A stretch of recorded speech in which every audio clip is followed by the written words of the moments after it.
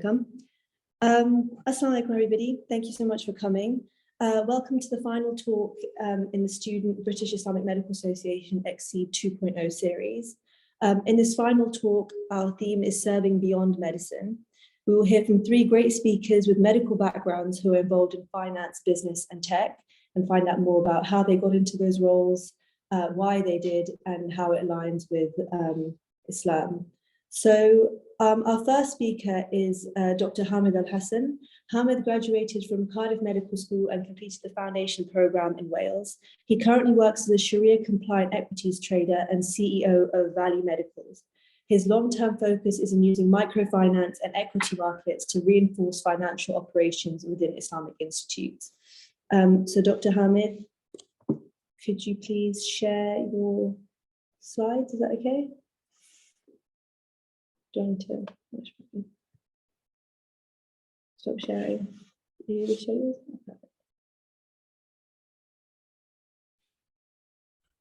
Okay, جزاكم خير. بسم الله الحمد لله والصلاة والسلام على أشرف الأنبياء والمرسلين نبينا محمد وعلى آله وصحبه أجمعين.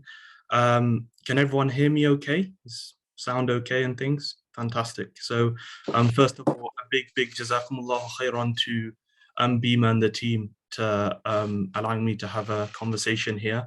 And I very much look forward to hearing from what you guys have to say as the attendees and also the other panelists, so that we can all kind of learn and take benefit from this. So what I wanted to talk about from my own perspective and what I've been through in the last probably 3 or 4 years now is something that's really helped me and been kind of drilled into me and a lot of friends that I have about having lofty aspirations and developing and executing on those lofty aspirations. And I think that it's really important just to begin with to understand that this isn't a fixed formula and everyone has their own journey. And I'm just going to be talking about some concepts which I think are important and how that relates to my own journey, inshallah.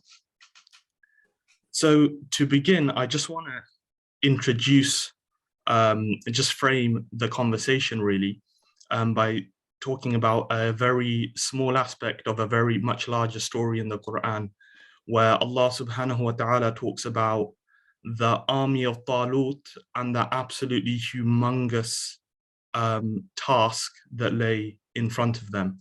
And I want to draw some lessons from how Allah subhanahu wa ta'ala talks about that, lessons which are extremely valuable as like I talk more in achieving anything that's big.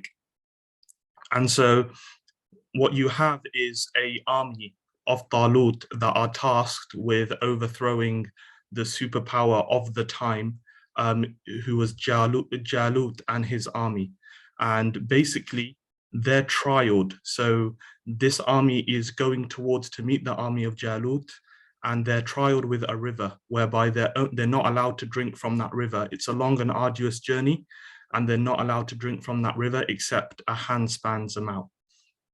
And Allah comments about this and says, فَشَرِبُوا مِنْهُ إِلَّا قَلِيلًا مِنْهُمْ, that everyone pretty much drank from it except from a small group that didn't. And then they went further, and Allah says, فَلَمَّا جَاوَزَهُ هُوَ وَالَّذِينَ آمَنُوا قَالُوا لَا طَاقَةَ لَنَا الْيَوْمَ بِجَالُوتَ وَجُنُودِهِ. Allah says that as they went forward towards the army, the people, the believers in the army were like, we're not going to be able to defeat Jalut and his army. It's too big of a task, so to say. But then Allah highlights a specific group who were able to have high aspirations. And Allah says about them, فَلَمَّا لَا طَاقَةَ لَنَا الْجَالُوتَ وَجُنُودِهِ قَالَ الَّذِينَ يَظُنُّونَ أَنَّهُمْ مُلَاقُو اللَّهِ. Those who knew that they were going to meet their Lord said, كم من فئة قليلة غلبت فئة كثيرة بإذن الله والله مع الصابرين. That those who were sure about their meeting with their Lord, they said, how many a time has a small group overcome and surpassed a much larger group? And definitely Allah is with those who are steadfast or patient. So I just wanted to start off this conversation by saying it's really important to have high aspirations, and it's even more important that they are grounded in a relationship with Allah subhanahu wa ta'ala, in a reliance upon Allah subhanahu wa ta'ala. And what stems from that is a level of discipline and steadfastness that is really unparalleled and allows you to execute and achieve on those high aspirations. And without those three things become very difficult, and there can be a lot of challenges along the way. So while many people can have high aspirations, to truly benefit from those high aspirations in this life and the next life, it needs to be foundationally based in your iman in Allah, so that you can benefit in this life and the hereafter. So with that said, I want to go on to a bit about how you develop a mindset whereby you can have high aspirations, even if you don't really know what the future holds, you don't really know exactly where you want to go or what you want to do.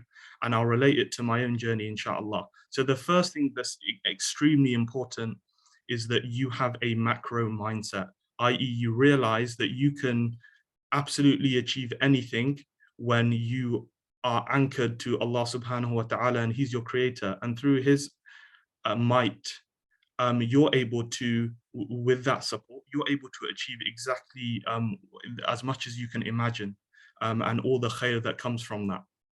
The second thing to realize is that you really need to be plugged into being growth orientated, being iterative of your own self, and really thinking about how you can be the best person you can be and working on that day in and day out. That includes, before you're able to persuade other people, just being able to be persuasive to your own self. When you don't want to do something, being able to tell yourself that, yes, you have to do it and you will do it, and getting up and going and doing it. That's really, really important, because as we learned from the story of Talut, there are many obstacles in the way whenever you try and do something that's worth doing. The second thing is to start with the end in mind, as Stephen Covey says many times in his various books, but to do that in a general way, because you don't always know where you're going to end up, but it's still really important to have a goal in mind. So for example, what I did was I really mapped out to the T of what I want a day in my life to look like when I'm 31. And I realized that I have a specific window to try and achieve that. And I worked backwards from that goal, that kind of week timetable that I made for myself, what I want it to look like when I'm 31, 32. And that helped me to understand the kind of things that I need to be doing now. At the same time, even if you want to set a specific goal, that's not an issue. So for example, I really wanted to be a clinical scientist who was also an eye surgeon. And since about the third year of medical school, I was working towards that very much actively, you know, doing well on the Duke Elder, making sure I'm hitting those portfolio points, prepping for interviews, etc., etc. And as you can see with the diagram on the slide, even though you have a start point and you have a goal in your mind at that start point, as you go further along that journey, at different points, you have different doors that open to you. And so there needs to be a built-in flexibility in your goals. It's really important to have goals, but they need to have built-in flexibility. So when an opportunity arises that allows you to achieve a better version of what you are trying to achieve, through whatever your goal was, you can take that door. And in the end, you might find that you've well surpassed that goal because you've taken those opportunities that lay there, so to speak. So that's a really important, and that's some of the things you can do to start thinking. It's not expected that you need to know exactly what you want to do, but just realize that you can do something big. Having that as a starting point in terms of your mindset is really important, and it means when opportunities come up, you won't be afraid of them and you'll be willing to take them. So the next thing to mention really is basically executing. And by the way, all these things happen in parallel. So developing your relationship with Allah subhanahu wa ta'ala, also things like stemming from that discipline and patience, as well as your thinking and mindset and executing on things in day-to-day life. All of these things develop in parallel. So don't worry about getting one sorted before the other, just do it really. So in terms of executing, Jeff Bezos has this really nice 5-minute talk on YouTube where he talks about asymmetrical risk reward. He calls them bets with business, and that with business, the upside is with any opportunity, frankly, the upside is so big that if you can learn to manage the downside and do it in a way that isn't extremely risky and is actually safe, you just need to do enough experiments and you will hit something that you're comfortable with, that you desire, and that will achieve what you want to achieve, whether that's financial or impact, etc., etc. So YouTube that when you get a chance. But the important things from my journey that I've learned, getting into equities trading and beyond that in terms of investing into local business and things like that, is that you need to start safe. So I didn't just quit what I was doing. Rather, I was in the hospital, I was doing F2, and I used my time outside of F2 to take some uncostly experiments. What I mean by uncostly experiments is things that you don't have to put a huge amount of capital in. You do not have to, if they go wrong, you're not in a bad position at all. And also they're experiments, so they're limited by time. What that means is that you have to give what I did for myself is I gave myself a 3-month window with trading specifically to see, does this have legs? Is this something that I can get good at? Is there, can I find a mentor who's achieved what I want to achieve? And all of those things, I gave myself a 3-month window because I knew after 3 months, I have to know whether this is something I continue with or whether this is something that I now have to close the door on.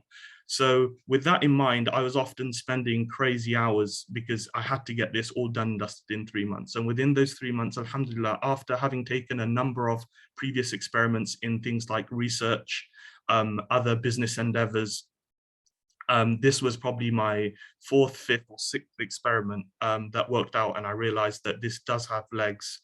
And because I saw progress, I didn't see the end result of any kind, but because I saw progress, I knew that this was something which can achieve what I want to achieve. It fits with the goals that I have in terms of the future and what I want to do in terms of this life and the hereafter. So it meant that I could then go full steam ahead after eventually falling upon, with tawfiq from Allah, a successful experiment. And just to many people, obviously, the fact that they're experiments means that for some people, it will be their 2nd, 3rd experiment. For other people, it will take 15, 16 experiments. The main thing is just make sure they're not costly. And the other thing you can do to really make the risk reward a bit more asymmetrical is do a lot of experiments. So make sure you're networking online or in person or both, and make sure you're getting involved in a number of different initiatives, firing a wide scattergun, if you like, so that you increase your chances of falling upon something which really resonates with you and that you can achieve quite well with, as per your aims and objectives or your goals for yourself. And then once you've gone through that whole phase of trying different things, experimenting in a safe way, making sure you've hedged yourself well, which invariably as a medic you have, because you can always return I could always just jump back into training if there were ever any issues. So it allowed me to take risks there that maybe other people in other professions don't have the privilege of doing, and that's actually a responsibility, but that's not for this topic. And then once you've found something that's successful, where you've made progress in that experiment, you need to really just focus, cut out a lot of the noise, just be super laser focused, and achieve some level of competency and mastery in that field, with results to back it up. And that just then becomes a long grind. However, this is something that you'll find you resonated with, and so you'll probably actually not find that grind as too much of a grind. You'll probably enjoy it, which was the case with myself and trading. And then you'll hit many obstacles on the way, bottlenecks, and you have to just knuckle down, problem solve, converse with a community, with mentors to get through them. And then going back to, if you remember the previous slide, at every point during that journey on this new road that you've embarked, you'll have similar opportunities, or within that niche, you'll have similar kind of a number of doors that you can choose from. And you just go through this same approach of uncostly experiments, a number of them, something sticks, and it works with your goals and aims. And then you just focus in deeply and you manage the bottlenecks and you keep going. And that way you can kind of execute and your aspirations will go from being general but high to specific and high. And then that's how it works. It's something which we could talk a lot about, but obviously there are a number of, like, we've got some time restraints here, but I'd really advise understanding like asymmetrical risk reward in your decision making, and how you can use that to your benefit, especially in a career where you're so you've always you're never worrying for a job, so to speak. The other thing I wanted to mention is that when you have high aspirations, you absolutely never lose.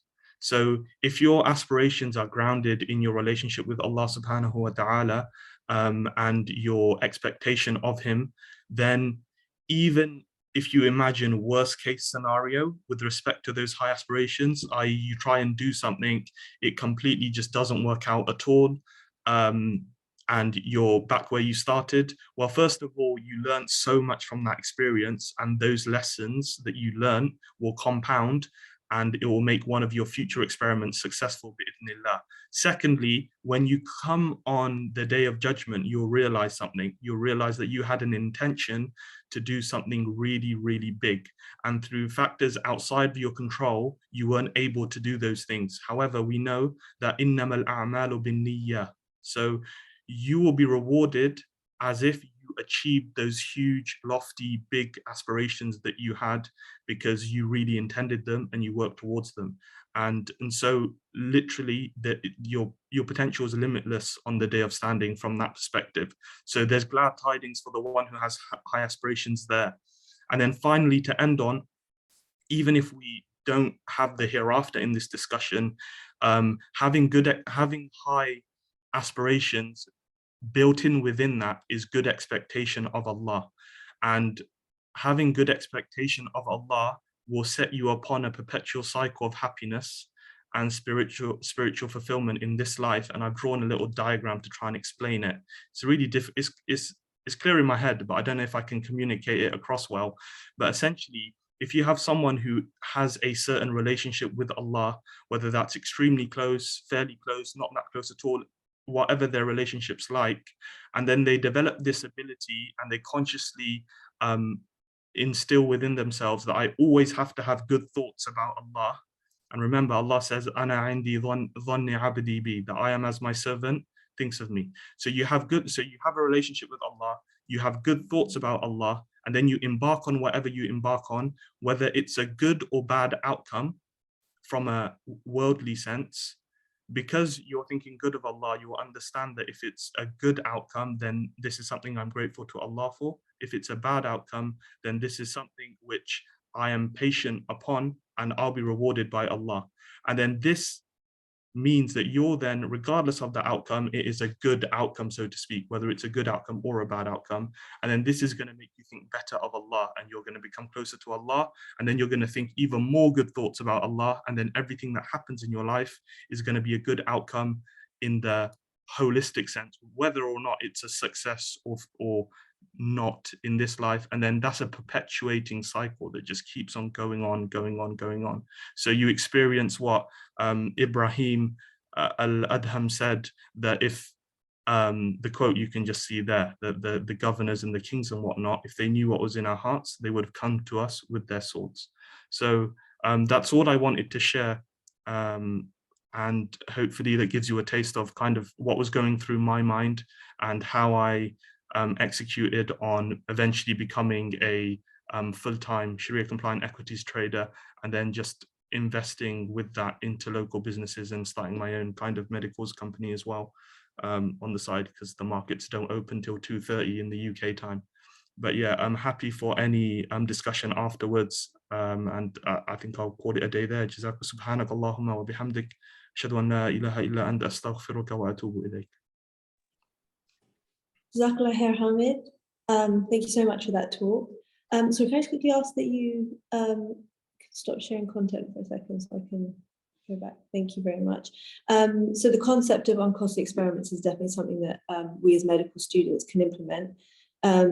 And of the reminder about grounding your endeavours in your faith is always very pertinent.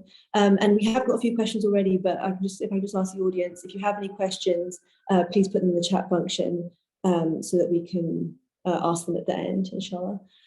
So our next speaker is Dr. Dar. Dr. Dar is a portfolio GP with an interest in lifestyle medicine and women's health. She runs a private clinic, Pure Remedy, and is passionate about health education in the Muslim community. She has an interest in Islamic medical ethics and is chair of the sBIMA Council and founder and chair of Vibrant Scottish Mosques. So Dr. Dar, if you'd like to share any content.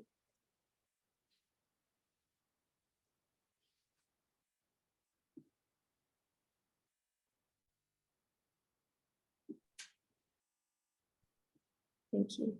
Okay, yeah. Yeah, we can see that. Thank you. Assalamu alaikum, Bismillahir-Rahmanir Rahim. Can you hear me okay? Just give me a thumbs up. Yep, perfect.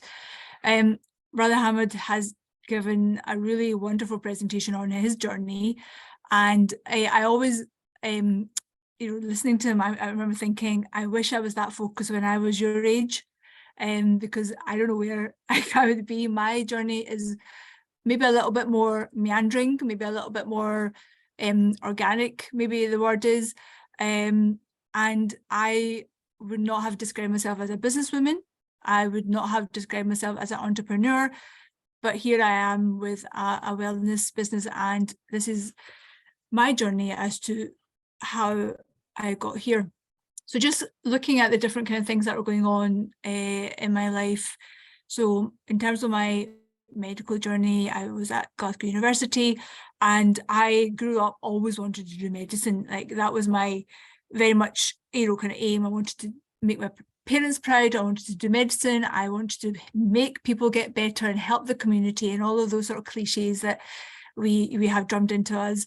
But when I became a junior doctor, it really was not what I thought it was going to be. I was not helping people. I was not making people better. Yes, I was keeping people alive when you're on night shift as a junior, on the surgical wards, and the aim was to keep them alive until the morning. And it wasn't what I signed up for.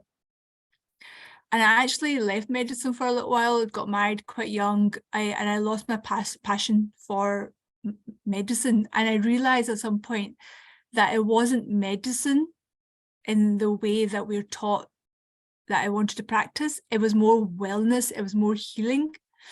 So I started exploring other health paradigms, indigenous health sort of traditions, traditional health, homeopathy, Islamic medicine, Chinese medicine. Kind of just started exploring to see what was out there. And one of the kind of, I stumbled upon homeopathy, and I actually enrolled in a diploma. It was a 4-year diploma. I only did 2 years of it. And the reason it really stuck with me, and it's still something I love, is because Samuel Hahnemann, who's the father of homeopathy, was a Christian, believed in God, and his belief in God was very much part of his practice. His healing was based on his belief in God, and God being the kind of universal energy, and without God, healing couldn't happen. And when I was reading his work, it has always, it hit a nerve, and it got to my heart, and I thought, this is what healing should be. And I realized then from my own traditions, that is what healing is supposed to be. That we're like a vehicle for that healing comes from God. And homeopathy was based on these sort of principles, and I found it really interesting, which is why I kind of started studying homeopathy. And Samuel Hahnemann very much,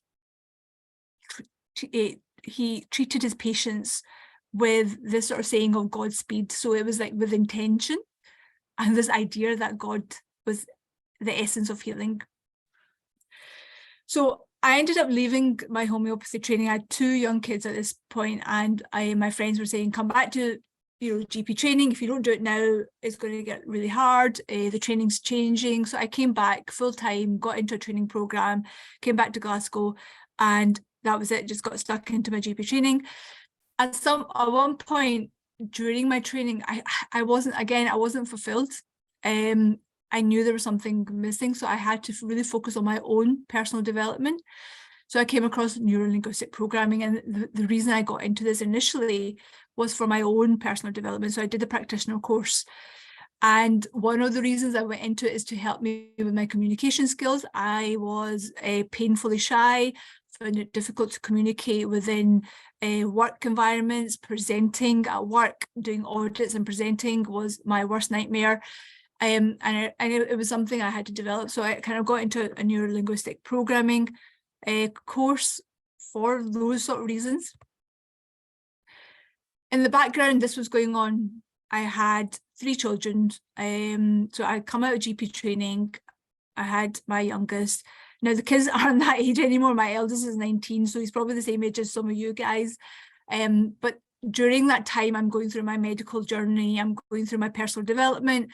I've got these 3 wonderful humans at home to look after and nurture. And I had also realized that I need to give back to the community, that this was like something I needed to do. Like that's what was missing when I'm sitting in my surgery or when I was doing hospital medicine. I felt like I wasn't really benefiting my community. So I started doing various kind of community projects. I led Islam Awareness Week in Scotland.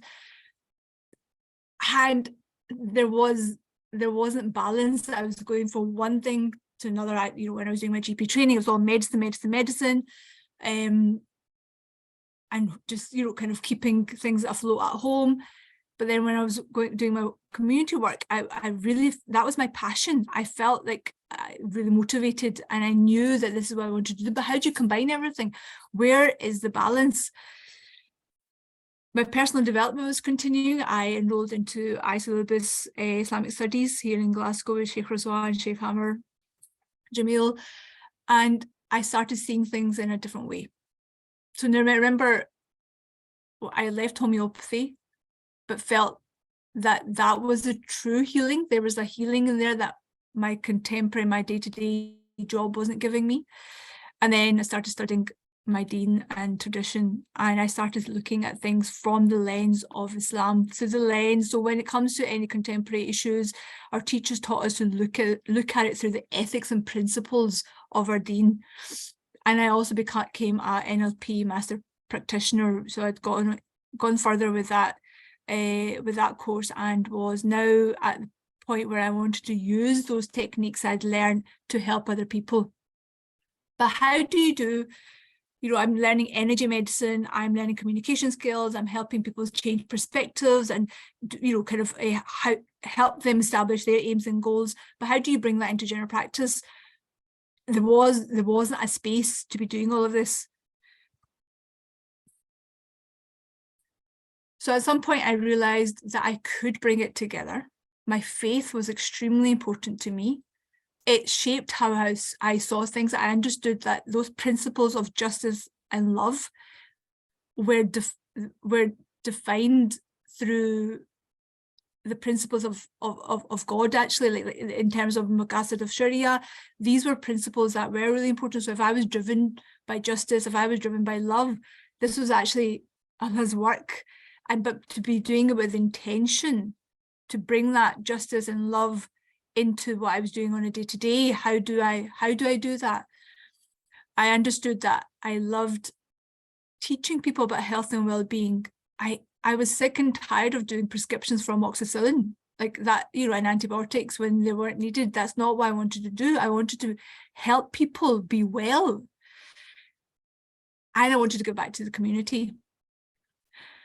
And I'd learned a lot of lessons through NLP. I'd understood how to be better at public speaking. I understood how to set my own goals and aspirations. I understood that I wanted a wellness business and not to be shy about that I had to put the worth into my own skills before anyone else could put the worth into my own skills. And I learned to say yes to things that I was really scared to do. So this was things like when people asked me to do speaking engagements, and even on topics that I wasn't really sure I could talk on, but I had some theoretical knowledge, I would say yes. And then I would learn how to do it, and I would do it. Because when you're in medicine, that's what you do. You see it, and then you do it, and then you teach it. In Islam, it's the same. You learn, and you do it, and you teach. So that principle very much has sort of, so far, worked okay for me. through life. And this came about, Pure Remedy came about, and this was very much a bringing together of that idea of my faith, my passion for well-being, and my drive to kind of give back to the community. And I still don't call it a business. I see it more as a platform for which I can do those things from. And I've learned lots of lessons in that process. Lessons on how to do business, lessons on work relationships and how to nourish them, nurture them and keep them. Skills I never thought I would develop, like website development, learning about SEOs, how to develop websites, how to have it, hosting domains and purchasing domains, all those things I had to learn. And really the idea is that it's never too late to start anything. It's never too early to start anything. And you will have certain skills and passions from which you can start that business from if you want. Your hobby can turn into a business. Your skills can turn into a business. It's really just about honing down on what that is. And even if you don't want to do it as a business, like just really understanding what your passions are and what drives you. And sometimes that can take a while to kind of figure out and explore. And some of the learnings through that journey for me have been not to wait for everything to be in place. So I didn't have all the skills that I needed to have this perfect business model that I wanted. When I was studying, when I was going through my NLP journey, we had mapped out. And again, going back to what Dr. Al Hassan was saying about having these lofty aspirations, I mapped out my lofty aspiration. My lofty aspiration was to have a well-being business, but I envisaged it as having a building where I would employ other staff members and we would, do all these different therapeutics for patients. That's my lofty aspiration, and that's still my lofty aspiration. And I haven't got there yet. And I realized I could start with what I had. So I studied hijama, I'd done some Islamic medicine, learned a little bit Chinese medicine, I'd done my NLP courses, energy medicine. So I had, as well as my medical degree, I had all this knowledge of different kind of traditional therapies, as well as my Islamic teaching. So I just start with what you have.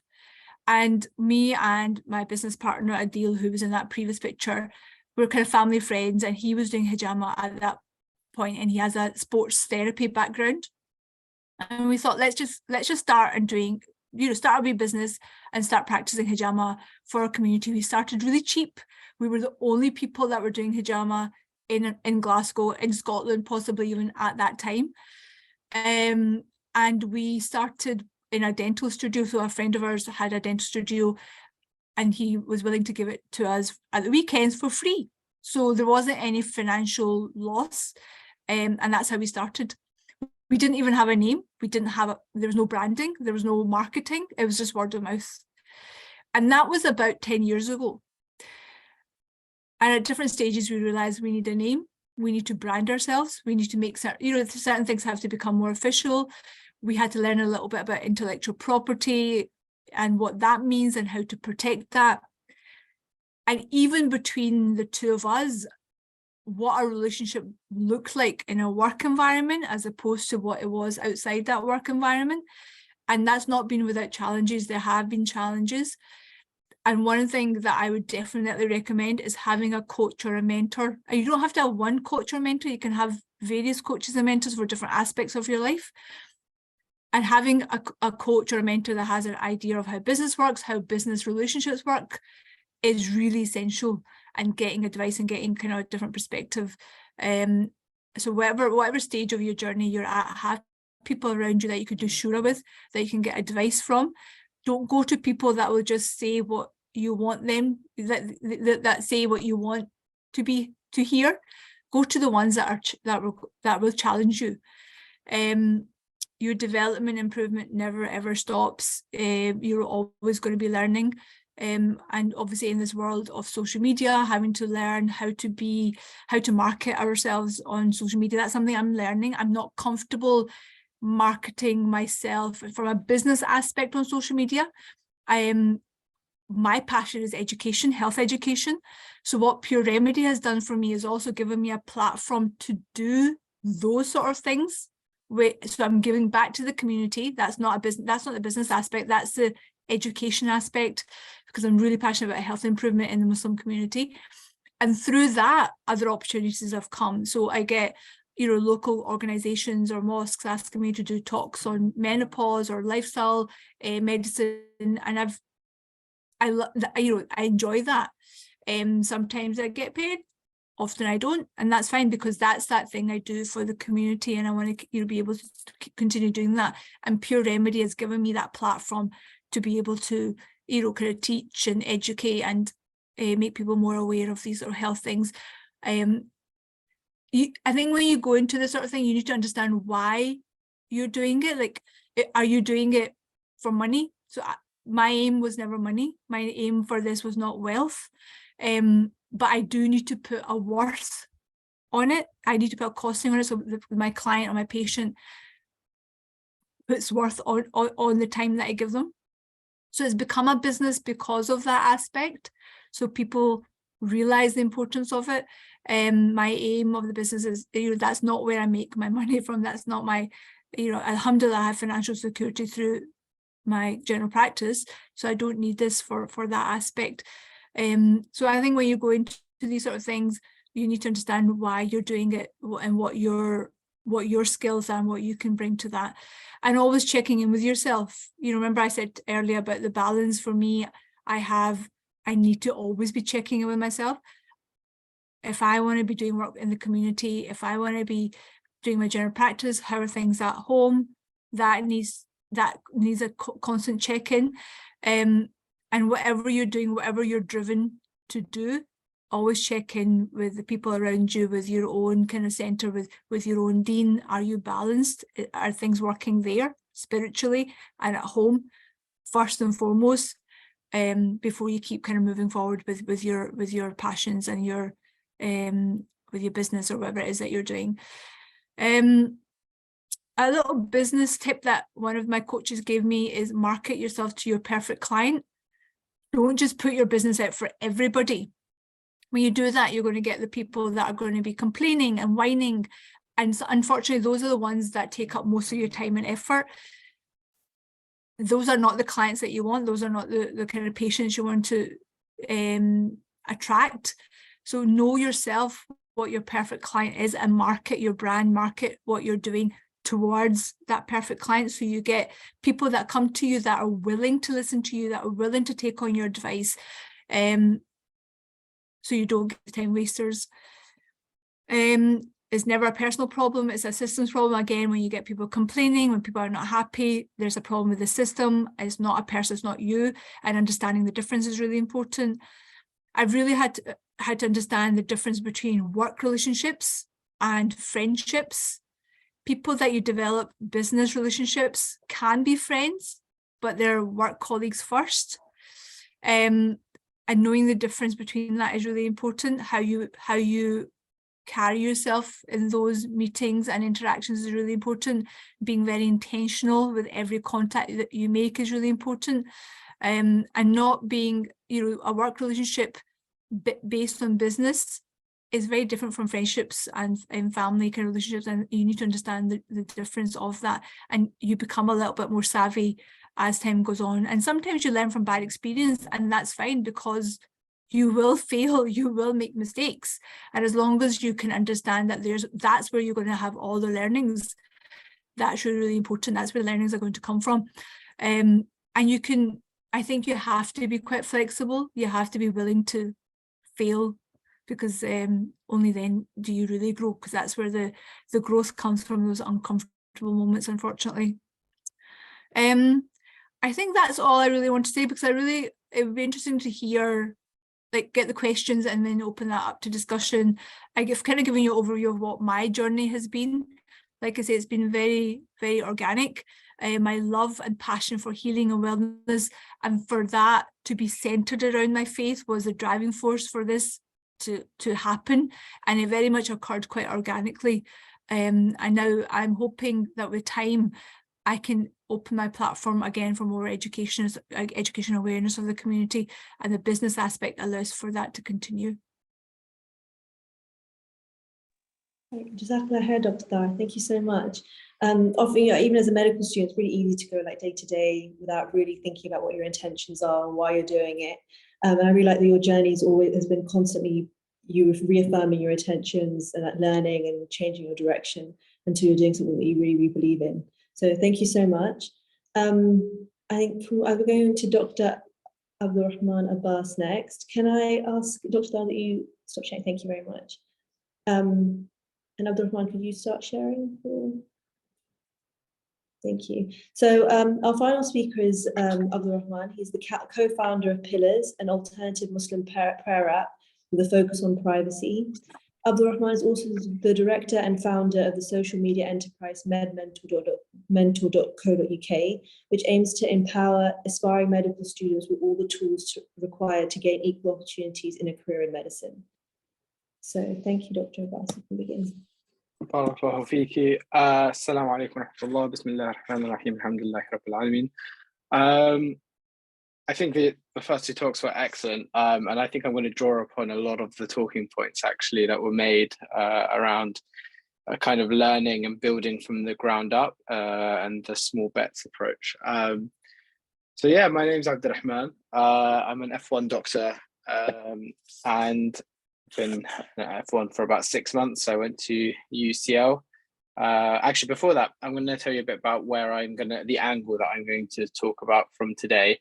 And that's really about building solutions for humanity. So my passion, my interest, where I like to put my efforts outside of medicine is really about tech entrepreneurship, and how I see tech entrepreneurship is really about building solutions for humanity. And I want to show you how and why I think that's the case, and how you can be a tech entrepreneur. So starting from our roots, and obviously as Muslims, everything starts from our religion. And if it's not, it really should be. And Islam in multiple different places really talks about how we are essentially, or that as Muslims, as Muslims, essentially, we should be providing and serving humanity, Allah's creation. And that's a really significant part of our faith. And I think that's really where it should start from in terms of when you're building solutions. You're building solutions for other humans, for Allah's creation. And that should be a form of ibadah. And if you have the intention, and it was mentioned before about how everything is around your intention, then that can be the case. Obviously, you can have very different intentions, but I think if you remind yourself and use that as your kind of basis, it can actually be very powerful. And inshallah, it can provide you gains in the akhirah, but also in the dunya, in the sense that you can use that to hopefully do more for the Muslim community and the wider community. Because there's a lot of focus about we serving Muslims, but actually in a lot of these verses, in a lot of these spaces, when Allah talks about serving your brothers and sisters, actually wider than just the other Muslims. It's about serving humanity as a whole. So quickly, to just introduce my story, I went to UCL, I studied medicine, I did my intercalated degree in neuroscience. I'm working as an F1 now in Hertfordshire, and as presented, or as mentioned earlier, I am the founder of Pillars, which I'll talk a bit more about in a moment, and I'll focus on that. But ironically, Pillars is the one thing that I'm doing that's not medicine related, but the other two things that are medicine related are MedMentor, which is a platform for helping people get into medical school, and OSCE Hub, which is a platform for people to practice with their OSCEs. So we have a kind of a database of OSCEs that people can go through, and kind of like a clever mark scheme and that sort of thing, like a PassMed, but for OSCEs, basically. So yeah, our story. And I'll start with our story, but then I'll try and talk about how it's more generally applicable. So as many of you may know, about 2 years ago now, or a little bit longer, Muslim Pro, which was a very popular Muslim prayer app, it still is, 100 million users, was kind of identified as sharing its data with third parties, which included the US military. And so at the time, I mean, a lot of us were generally very frustrated with using prayer apps because of the kind of bulky feel of the prayer apps that existed, and the fact that you had an advert that came up every time you opened it, those sorts of things.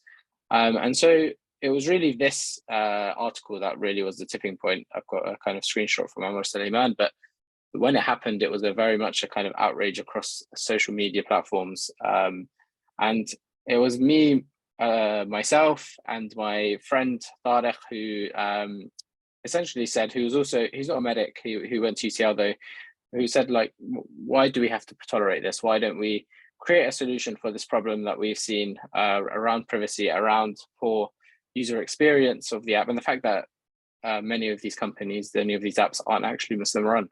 And something as important as a prayer app surely should be Muslim run, Muslim owned. So that was our starting point, and our solution was Pillars. And Pillars was really something that we built in public with the community. We shared a lot of what we were doing on social media. We got a lot of feedback on social media, and by sharing things, even from the first day. So I designed the Pillars app. I would share, for example, screenshots of what I was designing and things like that, and I would get a lot of feedback, but also I would get a lot of exposure. And so that, inshallah, alhamdulillah, catapulted things. And we really focused around these three kind of key aspects: the fact that it was privacy focused, it was Muslim made, and it was ad free.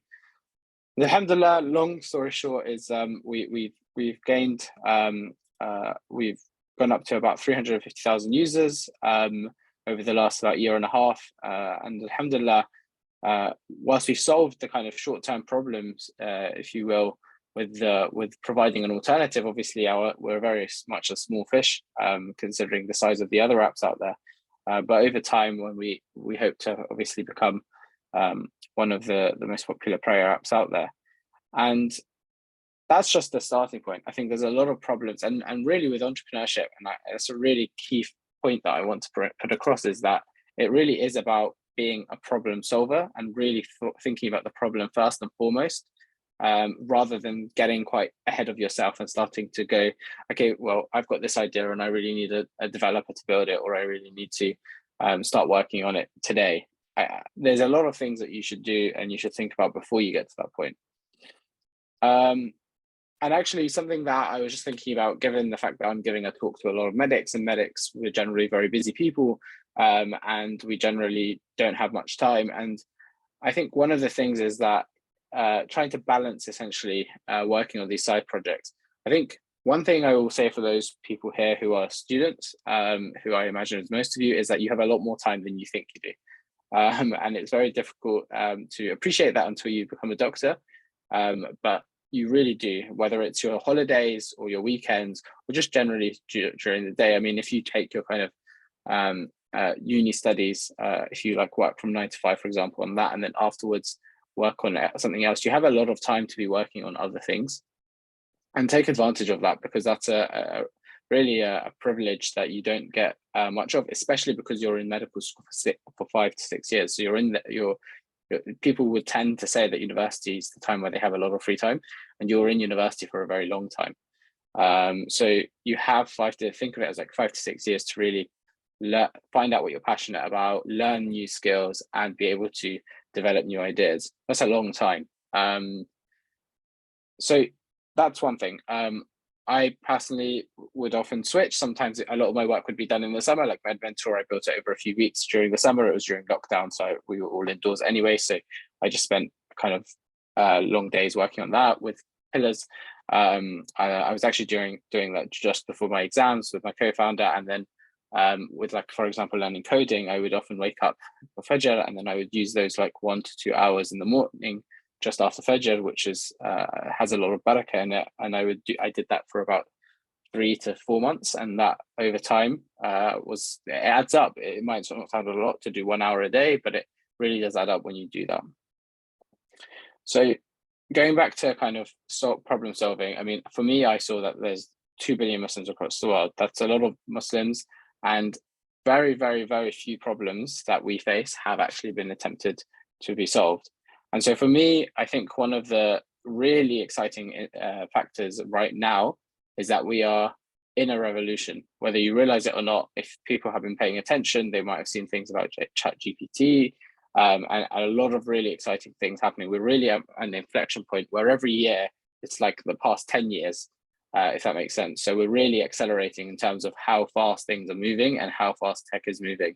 So it's a really good time to jump on board, because it's these revolutions, whether it's the industrial revolution or the tech revolution, etc., that really, if us as a community, we can climb on board, it can catapult us essentially ahead. And I think that's something that I hope a lot of Muslims can take advantage of, really. I've kind of gone on over this about why entrepreneurship being a problem-solving matter. So as medics ourselves, we're very much problem solvers. We go into medicine, we go into our interviews, we're often saying things like, I like problem solving, I like thinking about solutions, I like challenging myself and working out, I like breaking down things into simple factors. These are kind of the buzzwords you would say in an interview, and the kind of things that we would say we're good at or we're interested in. And so there is a very obvious link there with entrepreneurship, in that you are really trying to A, identify a problem, and B, talk to people about their problems and trying to figure out a solution for those people.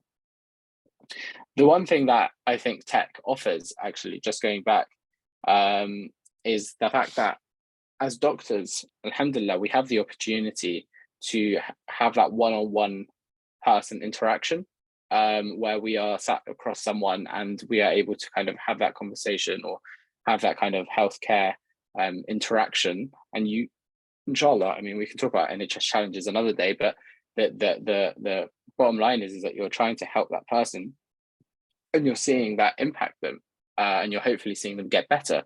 And so you're seeing them come into hospital with sepsis, and by the end of the hospital, you're hopefully seeing them look really well, and you can talk about that, and you can, and it's those moments that are really meaningful in medicine. But those things, those are very much individual interactions that you have, and there's only there's a limited amount of people that you can do that for, given the amount of time you have, right? Because time is a limited resource. So with medicine, you have that benefit that of seeing that one-to-one kind of the impact you're having and helping people on a one-to-one basis, but it's limited. The way that I see tech, and this is why I think both parallel to each other, and tech and entrepreneurship, which is kind of the same field, is that you can essentially take that impact and really scale it up. There's no real limit on how many people you can touch with that. You might not have that same individual interaction, but you get that through medicine. So it's kind of like, it's the other side of the coin, where you have that scaled impact, where you can, rather than just helping tens of people a day or hundreds of people a year or thousands of people in your career, you're actually helping hundreds of thousands, if not millions, potentially, through your kind of tech product. So I think these are the kind of two benefits, and those are the way that you can see it. I think there's each one has its importance and its value, but it's something that I've always thought about when I've gone through kind of thinking about what I really want to get through in life. I think having both of them is really helpful. And I think actually even in tech, I tend to get touched more by the individual stories that people send to me, as opposed to the numbers. The numbers are often the buzzwords that you see on LinkedIn and Twitter, but it's actually the individual stories. So it's kind of interesting how people look at it versus how you feel about it. And I kind of wanted to apply this back to the audience, really, and make you guys think about how you should think about hopefully potentially addressing it. You will for certain go through lots of different problems, whether that's during your studying, maybe religious, or maybe during when you become a doctor, problems that you experience in hospital. So there are lots of problems that you will face. And this is the question of which problems should I try and solve? And I am very, very much an advocate of people trying to solve problems that they individually face themselves. Why? Because you have essentially you can empathize with the problem, and firsthand what that problem is, and you don't make assumptions, because the risk is when you're building a solution for a problem that someone else faces and not one that you face, is that you're just assuming a lot of things. You assume that they're going to like this, or they're not going to like this, or this is what they want and this is what they don't want. And you actually have to be really, really good at talking to them constantly. And unfortunately, I think it's very easy to get carried away. But when you're building for yourself, and this is often how I think about it, and I generally have a principle for myself that I don't want to build anything that I can't see myself using, or something that I don't think applies to myself. When you build something, like for example, when I was building the Pillars app, it was very much a mentality of, I'm building this for me. This is what I wish would be the dream prayer app for me. And then hopefully I'll share that and other people would feel the same about it. But if I'm thinking about how do I want the prayer app to look, how do I want it to feel, how do I want it to present itself to me, and how do I want it to function, what sorts of things do I want it to function to solve the problems that I face? I want to know the prayer time of the day, I want to know the Qibla, I want to be notified about it, etc., etc. Then I'm doing all of that, and then automatically you're kind of solving everyone else who has that issue. So that's the approach that I would always take. And so I would kind of, I mean, it'd be very interesting to get your thoughts, but just as a rhetorical question, or for you guys to think about to yourselves, like just think about what problems do you come across day to day, whether it's at uni or whether it's at work, if you're a doctor already. Just think about these. There'll be tons of them. Note them down, write them down, have a notes page on your phone where it just says problems as the heading, and just have the individual problems. And then when you've got those problems, when you found one that you feel quite passionate about, and I would suggest that you pick something that you feel passionate about rather than just one that exists, because there will be tough times ahead, and sometimes it can be difficult to push yourself through if you don't feel passionate about it. Before you start thinking, okay, I want to go build the thing immediately, or I want to go get a developer, just think to yourself, what can I do? What's the minimal amount of work, whether it's a Google form or a very, very basic website, something that you could do over a weekend or a few hours, that I can do just to test out the demand and the kind of, the demand essentially for this thing. So like, I'll give a really good example of this. So Uber, right? Uber is an app that you can use to connect and get a driver to come to your door, or to wherever you are, restaurant. That's very complex tech. It's got a platform, it's connecting two groups of people who want rides and people who are giving rides to the car drivers. That takes a long time to build up. But what could Uber do as an MVP? I'm just trying to get the concept across as MVP, because I notice a lot of the times people don't really, really appreciate how powerful it can be. Well, an MVP for Uber, if I were to do it today and Uber didn't exist, would potentially just be a very simple form, like a Google form or type form, where you just say where you are and what's your name. That's it, and end of story. And then on the other side, there's someone sat on a computer, gets the form, and just calls up a cab and says, hey, I want a cab for X place. This guy is going to X place. And then a cab turns up. So that's it. I hope that makes sense. But my point is that if you get a lot of demand of this form, that people really like this idea of being able to just instantly ask for it, because you're giving them that instant kind of experience of being able to get a cab or whatever, but you're doing it in a very, very simplified way with an MVP. And that helps you identify where the demand is, if there is demand in the first place. And that can be very good in terms of figuring out whether this is a problem that you want to solve or not. And this goes back to what was said earlier from one of the previous speakers about, I think it was Haamed who spoke about small bets. That's your small bet, that putting something out there in its very basic form. What you could do, and this also goes back to one of the previous talks, is that, so the sister was mentioning how, for example, that you can go out and she was doing the homeopathy and doing the kind of clinic, and then over time realized that she had to formalize it. But actually what you could have done is gone and done the whole branding, spent hundreds, thousands of pounds on the branding and the trademarking and all of those things before you've even started to assess whether there is demand in the community and started to build up the clinic, and the word of mouth has gotten there. So it's really about taking things a step at a time and not getting ahead of yourself. It's very exciting to do those things, but sometimes it does pay dividends, and it's all about those small bets. You don't want to spend all that time and money before you figured that thing out. And so those were the right approaches I would suggest, and where you just take the first step. You might have a GP practice where you're offering these services to people locally as word of mouth, and over time that might gain demand, and then over time you start an Instagram page, and then over time you have a brand, over time you trademark, etc., in line with your growth as opposed to top heavy. And so often people think, well, where do I start? And I would often say these are I've already kind of outlined the very starting points of where you can go from in terms of identifying problems that you face. And then, and I'm a really big fan of building in public, just sharing what your thoughts are on social media, getting people's feedback, sharing. Sometimes I like to do a trick where I just design it so it looks like a ready-made app, but it's not ready-made. And I would share it on social media, because you can do that in the day.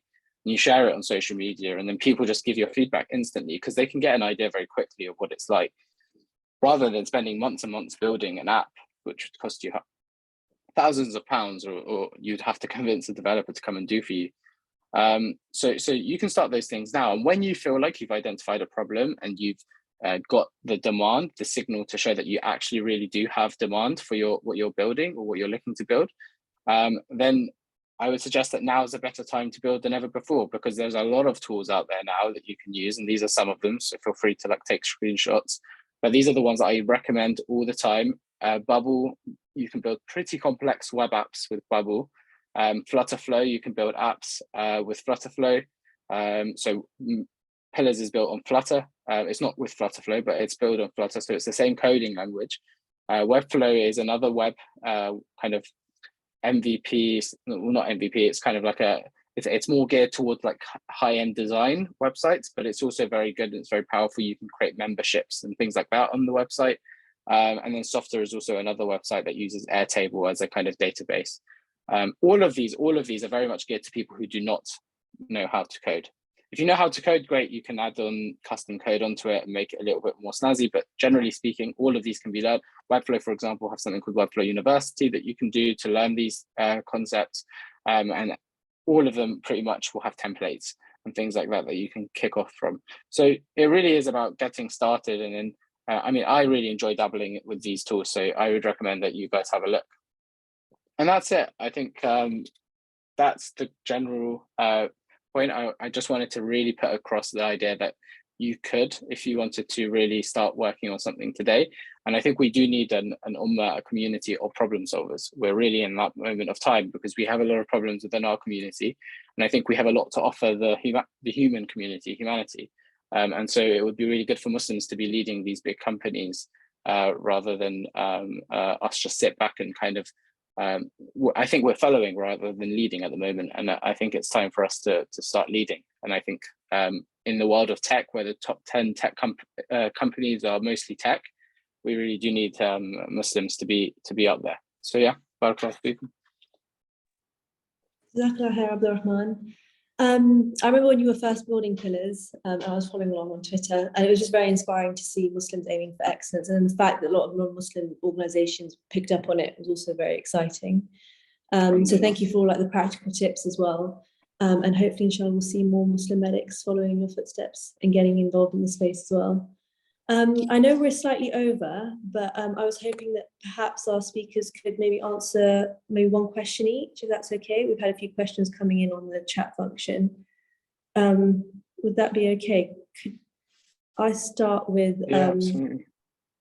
Haamed, the first question is for you. So how do you recommend learning more specifically about equity trading and getting involved in that? What would you recommend for that? So what I'd say is probably the single most important thing with that is to find a mentor. The only alternative to finding a mentor is being incredibly wide-read about equities trading before actually jumping into equities trading. And then, so assuming you can't find a mentor, just be well-read about equities trading. Things like, there's loads of things you can read. There's really good books I can recommend. There's a load of material online as well, but you've got to kind of sieve out the scammers from people who are honest. And then I would simulate for about a year, just simulate trading, get used to it, and then have someone come look over what you're doing. and then potentially start trading. But I would say don't do it without a mentor. Don't go. It's very difficult to do without a mentor because it's a completely new world, and you're going to need a lot of guidance. You have to unlearn a lot of natural thinking pathways in your head and relearn different ones. So yeah, find a mentor. Jazakallah khair. Dr. Dar, someone's asked here, what would be your top tip on how to develop public speaking communication skills? Do a course. There's lots of courses out there that help with the theoretical aspect of public speaking, and then do it. You need to just practice. It will be hard at first, but you get better at it. One of the things I learned to do was to stop the thinking in my head, the chatter in my head, because you feel anxious and you feel nervous because of what you're telling yourself. So you just have to shut that chatter down and believe that if you've been asked to speak somewhere, that person wants to listen to you. Yeah. And I found that really hard to understand or believe at first, but then I thought, no, if they want to hear me, then I've got something to say. So I think believing that, first of all, that you have worked for that platform and stopping that chatter in your head, do a course, do some sort of public speaking course. And ultimately, my biggest tip is to talk slower, smile, and keep it simple. Like whatever it is you're speaking about, keep it simple and believe in what you're saying. Yeah, and my husband says I smile too much, so I need to balance that. But those are my top tips. And again, you have to just get yourself out there and do it, and you learn on the journey. The journey is the point. Sometimes there is no end goal because it's all about us. Like that whole Prophet Muhammad ﷺ was sent to us to perfect our characters. So we're in development. We're always improving and understanding that the journey is the point. And again, like the brothers already said about, you just have to get there and start with what you've got. There's some really good tips that business people or entrepreneurs use that don't take money. Fiverr.com is a really good one. You don't need to have branding. You don't have to have all this amazing experience. You don't have to spend money on things, just do it. Public speaking is one of them. Put yourself out there, find opportunities, and just start practicing. Thank you. And Abdul-Rahman, so we know that you built Pillars with a friend. What is it like working with someone you're quite close to on an entrepreneurial venture? And is that something that you would recommend people do? That's a good question, actually. Generally, the advice is not to work with friends when it comes to business. So we kind of did the opposite of that. I think it's easy because when you're friends, obviously you know them and they know you, and the first initial person that you think of is the person that you know. So Tariq, who was my co-founder, he did mathematical computation. He actually self-taught himself coding in terms of learning how to app develop. So he knew how to code, but he didn't know how to app develop. He had to self-teach himself that outside of his course.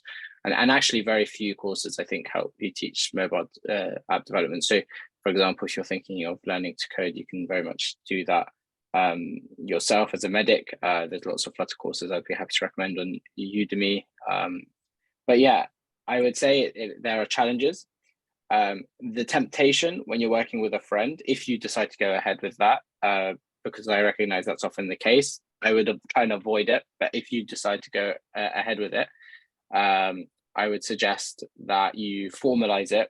So the temptation is to just say, oh, like everything's fine, we have a good understanding, we don't need to like write this down or like agree on the percentage shares or write anything in agreement and sign it off. But actually you really should do that Islamically, even like just make it an Islamic thing, because it is an Islamic thing to have it written down and to have it witnessed by other people, at least one or two other people.